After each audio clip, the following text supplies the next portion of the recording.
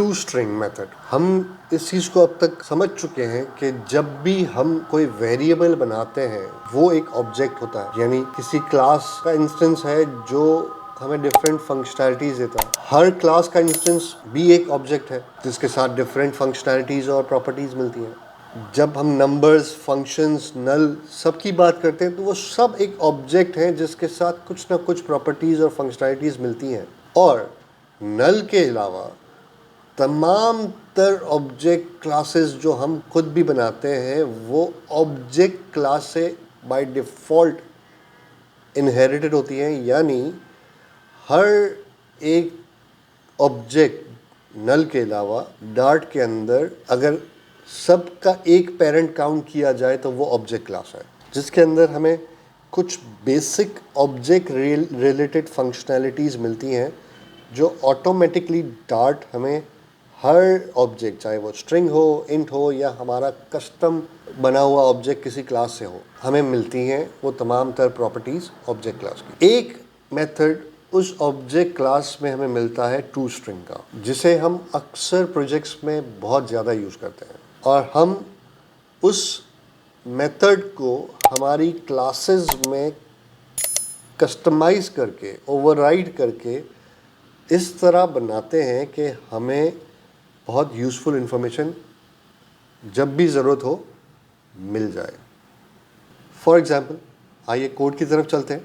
हम एक क्लास बनाते हैं, क्लास केटल।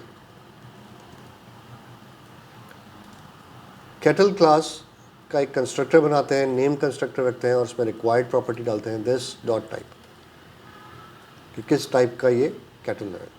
स्ट्रिंग रखते हैं और रखते हैं टाइप। इसी तरह हम इसे कॉपी पेस्ट करके बर्ड बनाते हैं, बर्ड नाम की क्लास बनाते हैं। बाकी सारी चीज़ें वैसी।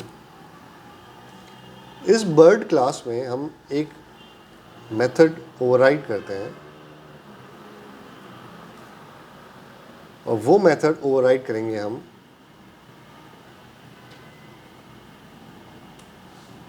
टू स्ट्रिंग का। टू स्ट्रिंग में हम रिटर्न कराते हैं अपनी मर्जी का string. This is bird object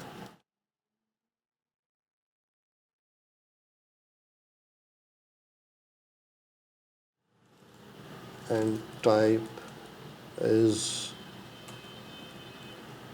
type. हम जो हमारी प्रॉपर्टी है उसे भी इसके साथ इंक्लूड कर देते हैं। कोई भी सेंटेंस आप लिख सकते हैं। उसके बाद हम मेन फंक्शन में आते हैं और सबसे पहले हम केटल क्लास का एक इंस्टेंस बनाते हैं, माई केटल, और उसमें हम टाइप बताते हैं शीप। फिर हम प्रिंट करते हैं माई केटल डॉट टू स्ट्रिंग। इसी तरह हम बर्ड क्लास का एक इंस्टेंस बनाते हैं माई बर्ड के नाम से, और इसमें हम टाइप बताते हैं पैरेट।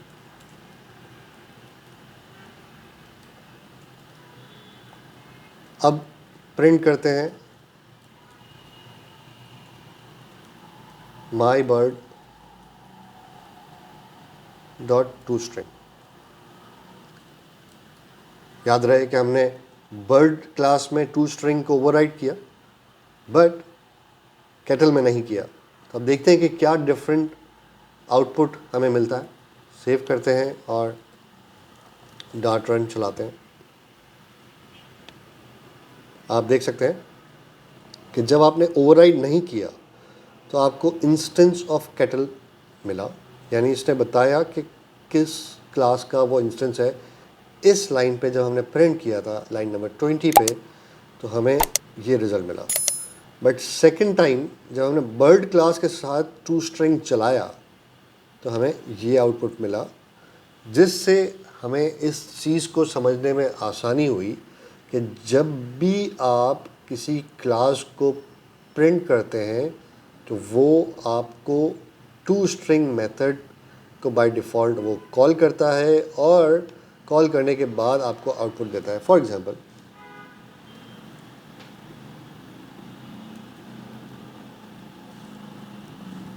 अगर मैं इसे इस तरह प्रिंट करके चलाता हूँ और डॉट रन से दोबारा प्रोग्राम चलाता हूँ,